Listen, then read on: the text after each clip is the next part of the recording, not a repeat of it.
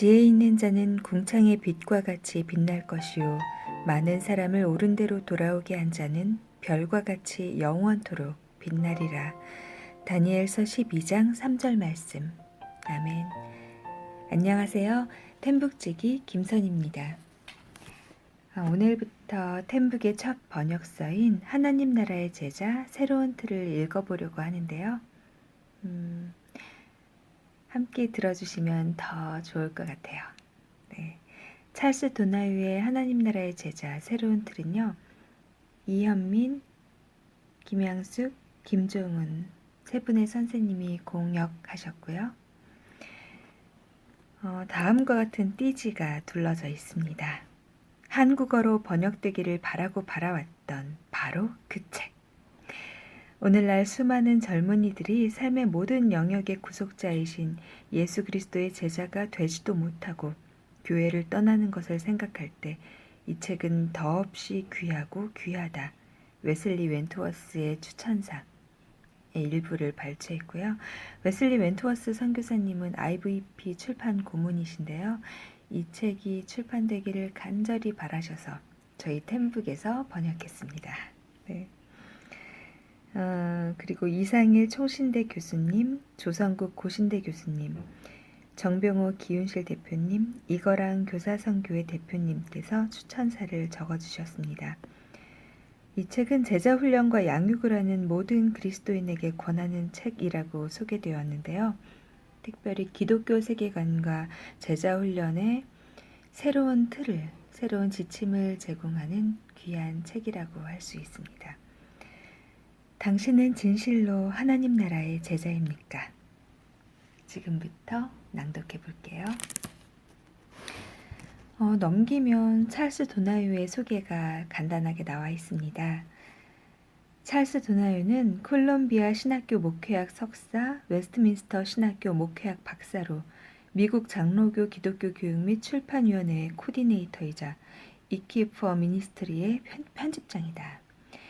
미국 장로교단의 설립과 조직에 있어 중요한 인물로서 교단이 형성되던 시기에 여러 위원회에서 섬겼다. 교육자로서 도나유는 목회와 더불어 애틀랜타 성경연구대학에서 4년간 교수로서 조직신학과 변증론을 가르친 경험이 있다. 현재 기독교 교육, 상담, 가정과 결혼, 관리자 교육에 관하여 다양한 세미나를 진행하고 있으며 북미와 세계 여러 나라에서 지역 교회 지도자들과 여러 기독교 단체들에 대한 컨설팅도 수행하고 있다. 라고 적혀 있습니다. 제가 이 책을 판매하기 시작하면서 여러 목사님들께 이제 대화를 나누는 기회들이 있었는데요. 특별히 공부하시는 목사님과 미국에 유학 갔다 오신 목사님들께서 이 찰스 도나유 목사님을 아시더라고요. 저는 이분이 이렇게 유명한 분인지 잘 몰랐어요. 그런데 먼저들 아시고 드디어 이 책이 나왔냐며 너무너무 좋아하시고 보고 계시더라고요. 감사합니다. 넘기면 5분의 추천사가 적혀 있습니다. 읽어드릴게요. 첫 번째 추천사는 이상일 총신대학교 신학과 교수님의 추천사입니다. 하나님 나라와 제자도는 기독교에서 가장 중요한 개념이다. 이 두 가지는 예수님과 초대교회의 핵심적인 가르침이었다.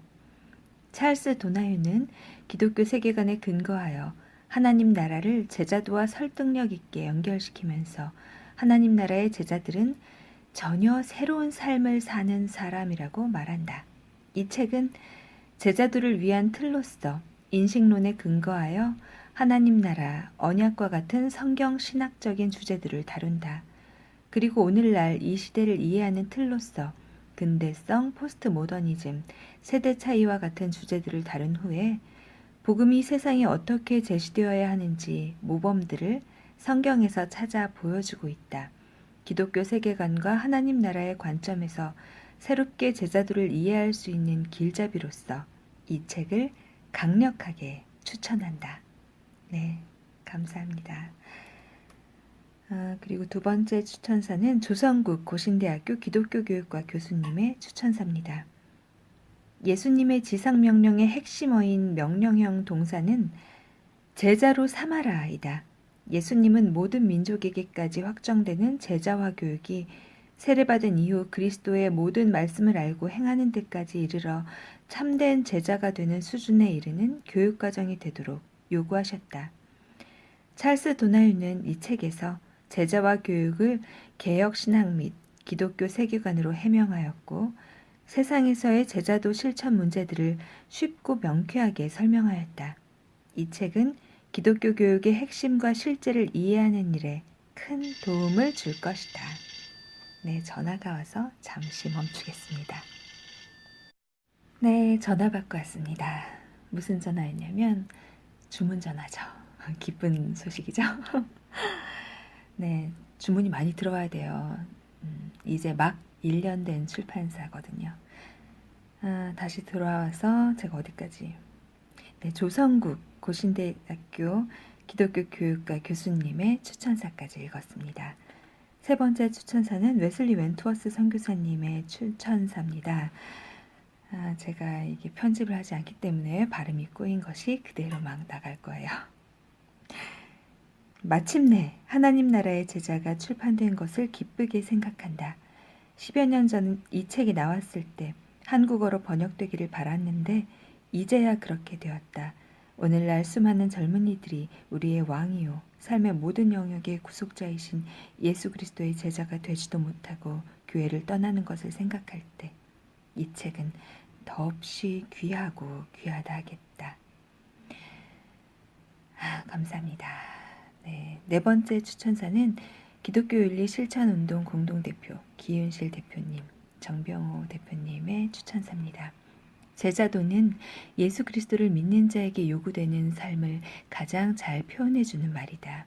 하지만 그동안 한국교회의 제자훈련은 성도를 말씀, 기도, 교제, 전도라는 종교적인 틀 안에 묶어두고 교회에만 모든 에너지를 쏟게 하는 교회 성장의 도구로 전락했다.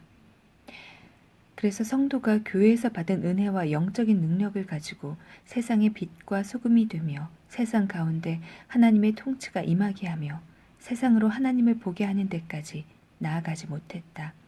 찰스 도나유의 이 책은 하나님 나라의 관점에서 새롭게 제자도와 제자훈련을 설계한다.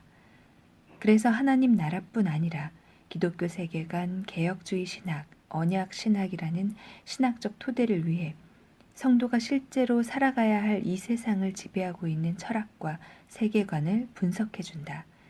그리고 이를 실제로 적용하기 위한 성경적 모델까지 잘 제시하고 있다. 이 책이 좌초하고 있는 한국교회의 제자훈련을 성찰하고 재설계하여 성경이 말하는 온전한 제자도의 능력과 영광을 회복하는 도구로 사용되길 간절히 소원해 본다. 네, 감사합니다. 마지막 추천사는 우리 템북을 세운 교사선교회 대표 이거랑 대표님의 추천사입니다. 각자의 관점과 이해가 그 사람의 삶의 방향을 결정하듯이 하나님 나라에 대한 이해는 그리스도의 신앙 패턴에 절대적인 영향을 끼친다. 하나님 나라 중심의 제자도는 영혼 구원의 차원을 넘어 그리스도인을 통해 구속되어야 할 세계에도 눈을 뜨게 한다. 이 책을 통해 변화하는 세상 속에서 변치 않는 진리를 위해 사는 그리스도인들이 갖추어야 할 균형 잡힌 제자도를 정의하는데 도움을 얻을 것이라 확신한다. 새로운 창조의 역사에 동참하는 예수 그리스도의 제자가 되기를, 또 제자 삼기를 소망하는 그리스도인에게 제자도의 분명한 방향과 방법을 선명하게 보여주기에 이 책을 적극 추천한다. 네, 5분의 추천사 정말 감사드려요. 하나님 나라의 제자 새로운 틀은요. 옴기니, 이현민, 김양숙, 김종훈, 편애니, 김선희, 편집위원 전경자, 백순국, 김만옥, 고광철, 디자인 정선은 인쇄 중앙문화사입니다. 편행고 템북 출판사는요. 영종도에 있어요. 네. 운서역 1번 출구 5분 거리에 있습니다. 자, 이 책이 10년 전에 찰스 도나유께서 쓰셨는데요. 목사님이 쓰시고 나서 우리나라에 출판이 된 것은 2019년 1월 19일입니다. 아주 따끈따끈한 번역서입니다. 네, 그럼 차례를 볼까요? 추천사와 서문 뒤에 1부, 2부, 3부로 되어 있고요. 후기와 부록과 역자 후기까지 세 분의 역자 중에서 주 역자이신 이현민 선생님의 역자 후기까지 이루어져 있는 474페이지의 책자입니다. 이 책의 성경 인용은 개역 개정을 따랐고요. 서문, 추천사를 먼저 읽겠습니다. 외국분 추천사예요. 알렌 디커리의 추천사입니다. 페이지 9페이지. 많은 이들이 제자도에 대한 또 다른 책이 필요한지 그 이유를 물을 것이다. 우리가 이 주제에 대해 충실하게 다룬 적이 있었을까? 나는 없었다고 본다. 대부분의 제자도에 관한 책들은 제자 삼는 과정을 다루고 있다.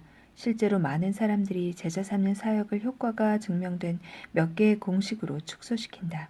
누군가에게 지속적인 경건의 시간을 가지게 하고 성경 읽기와 기도를 강조하고 친구들과 이웃을 전도하게 만들고 다른 사람들도 이런 일을 하도록 이끈다. 그리고 이렇게 하면 당신이 예수님의 제자를 얻게 된다고 한다. 하지만 과연 이런 것이 진정으로 제자를 만든다고 할 수 있을까? 가장 간단하게 정의하자면 제자란 그리스도를 따르는 사람이다. 만약 우리가 예수님의 지상 사역 기간 동안 그분을 따라다녔다면 어떤 말씀을 들었을까? 분명 하나님 나라 혹은 천국, 하늘나라에 대해 들었을 것이다. 이것이 예수님께서 전하신 메시지의 핵심이었고 제자들이 받아들이기 원하셨던 메시지였다.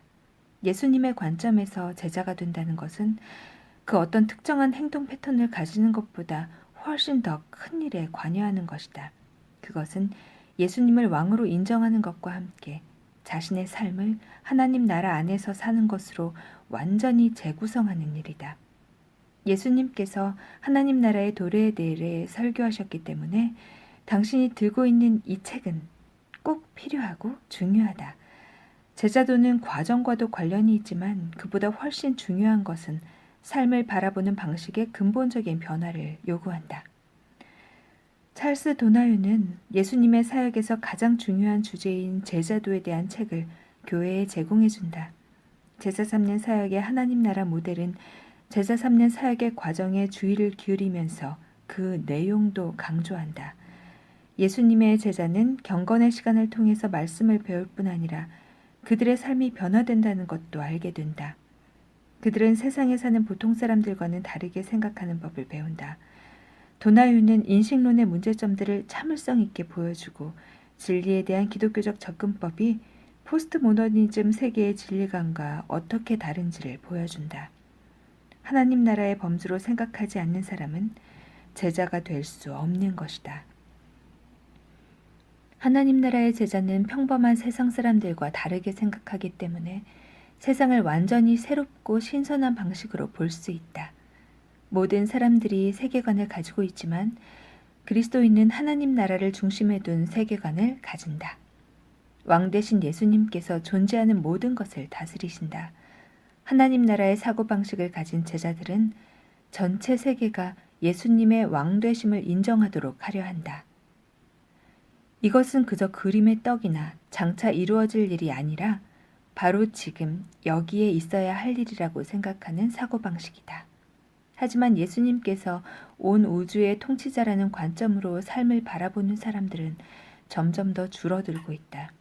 이런 관점을 가지고 있지 않으면 그 누구도 그리스도의 제자라고 인정받을 수 없다. 이런 관점이 제자가 되는 실제적이고 현실적인 과정을 가로막는 것이 아니라 이것이야말로 완전하게 발현된 진정한 그리스도의 제자가 되는 모델을 보여준다. 예를 들어 당신이 제자가 되면 언약을 통해 하나님과의 관계 안에서 살아가게 될 것이다.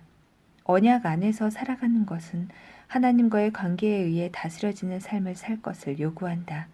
도나휴는 언약적 삶의 방향을 제시하면서 또한 성경을 언약적으로 어떻게 읽어야 하는지도 보여준다. 제자도에 관한 새로운 접근 방법을 제공해준 찰스 도나휴에게 교회는 감사의 빚을 지고 있다. 그는 예수님을 따르는 삶의 방법뿐 아니라 그런 사람이 어떤 사람인지에 대해서도 알려주고 있다. 네, 알렌 디커리의 추천사입니다. 다음은 서문 13페이지예요. 또 다른 책이 왜 필요할까? 제자도를 다룬 수많은 책들이 이미 쓰여졌고 출간되었는데 말이다. 여러 해 동안 제자도를 주제로 수백 권의 책을 읽고 교회 지도자들에게 추천하는 일을 해왔지만 내가 말하고 싶은 것을 정확하게 다룬 책은 한 권도 보지 못했다. 이 책의 내용 중 일부는 이미 다른 저자들이 다루었거나 다른 곳에서 더 유창하게 저술되기도 했다. 하지만 제자도와 관련하여 이 책에서 제시하는 것과 같은 주제들로 구성된 책을 아직 보지 못했다. 그래서 그동안 내가 읽고 배운 내용들을 목사이면서 젊은 세대를 담당한 사역자로서 또 교회 교육과 훈련을 담당한 코디네이터로서 지금까지 쌓아온 경험과 접목하여 어떤 특정한 방법으로 발전시키기보다는 큰 그림으로서의 제자도를 제안하기로 결심하였다. 나는 이 책이 하나님 나라의 제자 삼는 사역에 대한 개요서이자 입문서가 되기를 원하고 전문 사역자와 평신도 사역자 모두에게 도움이 되기를 소망한다.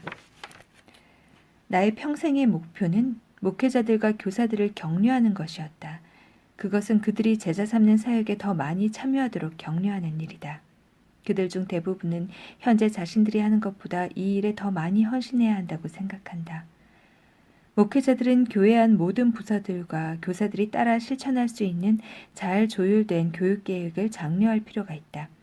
삶을 변혁함으로써 기독교 신앙의 위대한 보물상자를 열기 위해서는 교육의 과정이 의도적이어야 한다. 이 일은 설교 강단에서만 이루어낼 수 있는 일이 아니며 제자도에 대한 무계획적인 접근법으로 이루어낼 수 있는 일도 아니다. 당신과 나는 하나님의 목적을 이루기 위해 역사 속에서 지금 이 시대, 이 땅에 살고 있다.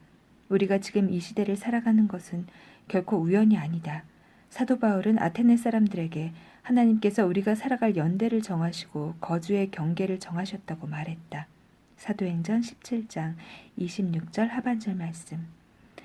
또 고린도전서 12장에서 그리스도의 몸인 교회에 관하여 하나님께서 각 부분을 그분이 원하시는 대로 조직하여 전체로 만드신다고 말했다. 말한다. 만물을 다스리시는 하나님께서 왜 우리를 하필 이곳, 이 시대에 살게 하시는 걸까? 웨스트민스터 소유리 문답의 탁월한 진술은 우리에게 인간의 제일 되는 목적은 하나님을 영화롭게 하며 영원토록 그를 즐거워하는 것임을 상기시켜준다. 혹은 바울이 안디옥 사람들에게 한 설교 중에 다윗은 당시에 그의 세대에 하나님의 뜻을 따라 섬겼다. 사도행전 13장 36절의 말을 생각나게 한다. 하나님의 목적을 이루기 위하여 우리는 역사 속에서 지금 여기에 있다. 이것에 대해서는 의심의 여지가 없다. 이 책의 원리들이 어느 특정한 세대를 위한 것은 아니지만 이 책을 쓰면서 특별히 염두에 둔 세대는 가장 일반적인 의미의 기독교적인 틀, 프레임워크도 제공받지 못한 지금의 젊은 세대들이다. X세대 또는 베이비버스터, 출생률 격감기에 태어난 세대와 밀레니엄 세대의 어린이와 젊은이들은 교회에서 찾아보기 힘들어졌고 아마도 기독교적 믿음에서도 멀어졌을 것이다. 마르바 던은 그것은 실패한 운동인가 라는 책에서 현대 포스트 모던 사회에서 젊은 세대들에게 닿으려는 노력들이 승산이 없는 것은 아니라고 주장한다. 그러나 그들에게 닿기 위해서 교회와 가정은 이 두 세대를 이해해야 하고 관계나 진리의 두 가지 측면 중 어느 하나라도 중요한 본질을 잃지 않으면서 그들에게 적응하려는 자세를 가져야 한다. 던의 초기 저서 중 하나인 기준을 낮추지 않고 관계 맺기는 아이들에게 가르치는 내용의 수준을 낮추지 말라고 도전한다. 철학자 디오게네스 알렌은 지식과 진리로부터 실체를 제거하려는 시도에 대해 경고한다. 이 두 세대는 학문적으로 가장 좋은 교육을 받았지만 그들 중 대부분은 성경적으로 가장 무지하다. 만약 기독교 공동체와 부모들이 기꺼이 대가를 지불하고 이 문제의 해결책을 배우고자 한다면 우리는 그리스도께로 돌아온 한 세대를 볼 수 있게 될지도 모른다. 인간적으로는 그런 일이 일어날 수 없을 것 같지만 우리는 약속에 신실하신, 통치하시는 하나님을 신뢰한다. 하나님께서 내가 매 순간 최선을 다하고 있는 이 일의 시급성과 열정을 당신에게 전달해 주시길 기도한다. 로마서 13장 11절에서 또한 너희가 이 시기를 알거니와 자다가 깰 때가 벌써 되었으니 라는 말씀과 역대상 12장 32절에서 이사갈 자손에게 대하여 때를 잘 분간할 줄 알고 이스라엘이 하여야 할 바를 아는 사람들이라고 묘사하는 말씀은 나에게 끊임없는 도전을 준다. 이 세대 안에서 하나님의 목적을 위하여 살려면 그분의 뜻과 이 세대 모두를 잘 이해해야 한다. 어떤 사람들은 하나님의 뜻을 잘 이해할 수 있고 다른 어떤 사람들은 이 세대를 잘 이해할 수 있겠지만 좀 더 효과적인 것은 두 가지에 대한 이해를 모두 가지는 것이다. 그렇지 않다면 우리에게 주신 소명을 저버리는 것일 수 있다. 왜냐하면 하나님의 말씀을 이해하기 위해서는 세상을 잘 이해해야 하고 세상을 이해하기 위해서는 그분의 말씀을 잘 이해해야 하기 때문이다.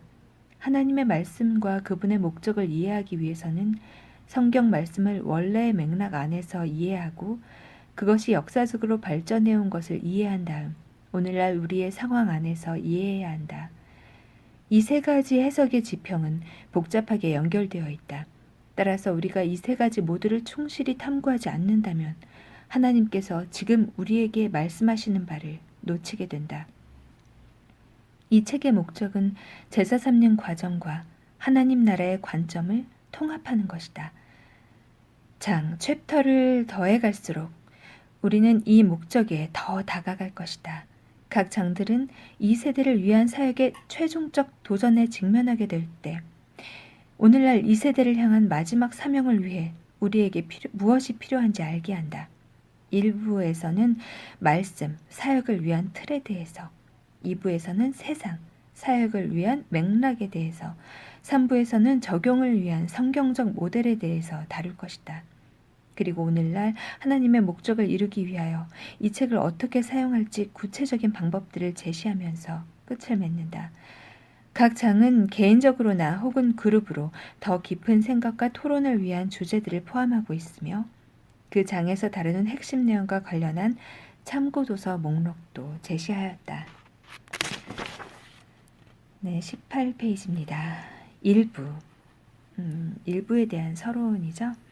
포스트 모던 시대에 하나님 나라의 제자가 되어 효과적인 사역을 하려면 하나님의 구원에 대한 지식과 그분의 말씀에 대한 정확한 지식, 우리를 둘러싼 세계에 대한 올바른 지식, 우리 자신을 아는 참된 지식이 필요하다. 장 칼뱅은 기독교 강요 1권의 1장에서 하나님을 아는 지식과 우리 자신을 아는 지식은 서로 연결되어 있어서 이 둘을 분리하는 것은 불가능하다고 했다.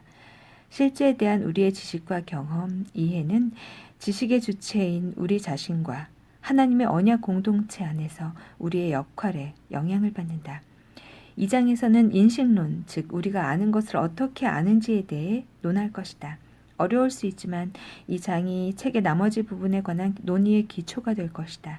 예수 그리스도의 진정한 제자가 되려면 하나님의 말씀을 대할 때 우리의 두뇌 활동을 멈추거나 생각하기를 중단할 수 없다. 덧붙여 말하자면 예수님을 믿는 자로서 우리는 모든 일에서 우리 자신이 하나님 나라의 백성임을 잊지 말아야 한다. 3장에서는 우리가 누구인지 그리고 우리가 어떻게 살고 생각해야 하는지를 결정하는 하나님 나라의 개념에 대해 다룰 것이다. 하나님 나라 백성들은 세상과 달라야 한다. 하나님의 계획 안에서 우리는 이 세상의 한 부분이지만 세상과 달라야 한다. 산상수훈 마태복음 5장부터 7장은 우리의 삶에서 분명히 드러나야 하는 내적이고 외적인 특징에 대한 설교이다. 예수님은 이 설교를 통해 그런 특징과 행동들이 세상을 다르게 만들 것이라고 말씀하신다. 그러나 그 말씀이 맞다면 우리 문화권에서 그리스도의 영향력은 왜 줄어들고 있는 것일까? 그리스도인들의 영향력은 왜 줄어들고 있는 것일까? 몇 가지 예외는 있지만 오늘날 그리스도인들은 도덕적, 영적, 교육적, 철학적인 영향력을 거의 가지고 있지 않은 것 같다. 그리스도인들과 세속주의자들 모두 다가오는 사회적 붕괴에 대해 경고하고 있다. 조지 바나는 1998년도에 출판된 교회의 재림에서 교회가 나아가야 할 진로의 방향을 돌릴 수 있는 시간이 5년 정도 남았고 그렇지 않으면 교회는 완전히 무가치하게 될 것이라고 말했다. 조지 바나가 말했던 5년은 이제 지나갔는데 교회가 계속 쇠퇴하게 될 것이라는 그의 염려는 일부 현실이 되고 있다. 이 책은 그와 같은 쇠퇴의 이유와 처방에 대해서 검토할 것이다. 4장은 그리스도인의 세계관을 다룰 것이다. 2장은 세계관에 관련되어 있는 문제와 세계관을 개발하는 방법에 대한 논의이다. 성경은 우리가 그리스도인이 될 때 우리의 돌같이 굳은 마음이 살같이 부드러운 마음이 된다고 말한다. 또 한편으로는 우리에게 우리의 몸과 혼, 마음, 지성으로 하나님을 사랑하라고 가르치고 있다. 19세기 후반부터 20세기 전반에 이르기까지 그리스도인들에게 생각하도록 격려하고 가르치는 일에 대한 강조가 거의 없었다. 서구의 고전적인 교육 모델은 사람들에게 생각하도록 가르치는 경향이 있었지만 그것은 현재의 포스트 모던 세계와 잘 맞지 않는 계몽주의 모델과 관련을 가지고 있었다. 그 모델은 히브리 기독교적 접근법을 정확히 반영하지도 않는다. 예를 들어 그 모델은 계시보다 이성이 더 우월하다는 입장을 견지한다. 그리스도인들이 생각해야 할 필요성과 일관된 세계관을 개발해야 할 필요성에 대해서 논의할 것이다. 그 세계관은 삶의 조각들을 전체로 묶어 정합적인 체계를 형성한다. 오늘날의 그리스도인들은 생각하는 것이 구원과 인생을 위하여 꼭 필요한 것은 아니라고 믿을 뿐만 아니라 교리와 신학은 전문적인 신학자들에게만 필요하다고 믿고 있다. 5장은 역사적 개혁주의 전통 안에 있는 성경적 교리를 다룬다. 사도 바울은 디도서 2장 1절에서 우리가 가르치는 것이 바른 교리에 일치하는 것이어야 한다고 말하며 우리의 역할이 무엇인지 분명히 밝혔다. 하지만 우리가 속한 개혁주의 및 복음주의 진영에서는 교리를 삶과 공동체와 관련시키지 않고 교조적 방법으로 가르치는 경향이 있거나 아니면 교리를 전혀 가르치지 않고 있다.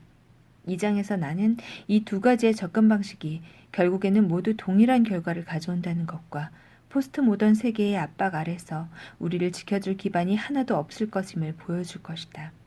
개인적이고 공동체적인 삶 안에서 사람들의 마음을 감동시킬 수 있는 실제적인 방법으로 바른 교리를 가르치는 일은 과거 어느 때보다도 중요하다. 교리를 실제 삶과 관련시키지 않고서는 자라나는 세대 속으로 그것을 가지고 들어갈 수 없으며 그들이 그리스도를 받아들이고 그리스도인 공동체로 나아오게 할 수도 없다. 언약에 초점을 맞추고 있는 6장은 기독교가 수직적인 그리고 수평적인 관계 안에서 육신이 된 진리에 관한 종교임을 강조할 것이다. 인격적인 삼위일체 하나님께서 우리를 그분의 형상대로 창조하셔서 인격적인 방식으로 그분과 관계를 맺으시고 또 신앙의 공동체 안에서 서로 관계를 맺도록 하셨다. 개인주의를 강하게 강조하는 모더니즘은 기독교 공동체를 약화시켰다. 그것은 개인주의적이고 자기 의존적인 문화를 초래하였다.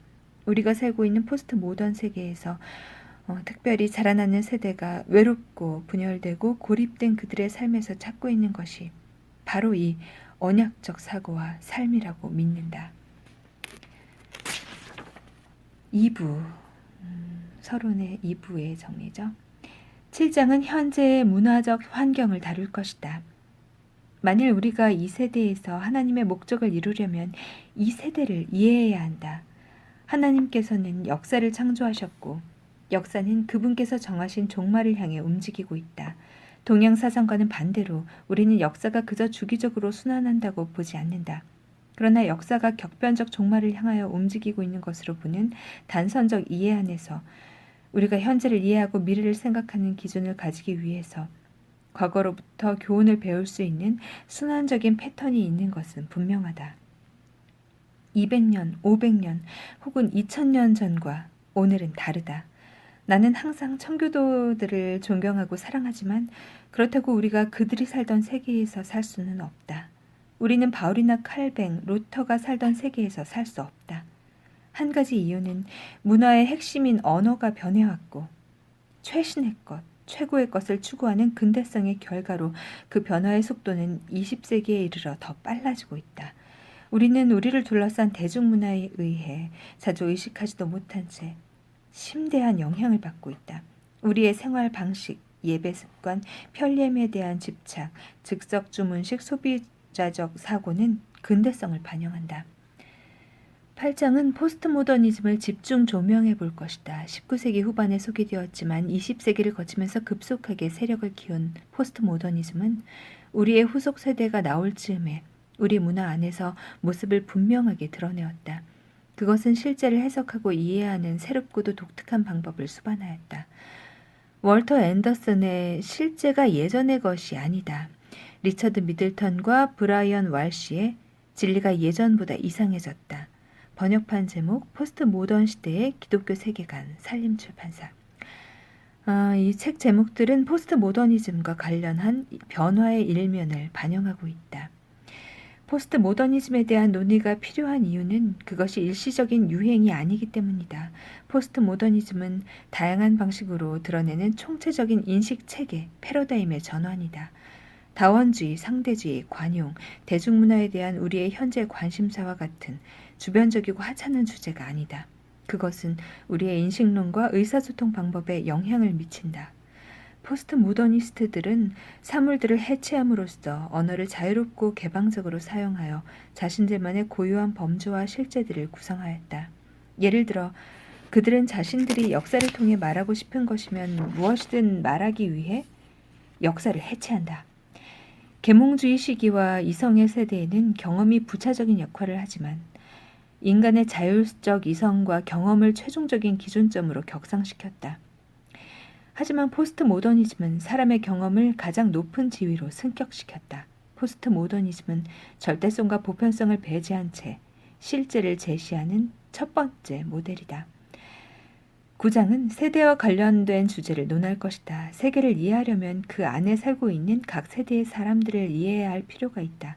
각 세대는 독특하게 구별되는 특징들을 가지고 있으며 이 특징들은 각 세대의 구성원들이 사고하는 방식과 그들이 그렇게 행동하는 이유에 대하여 제대로 이해할 수 있게 해준다.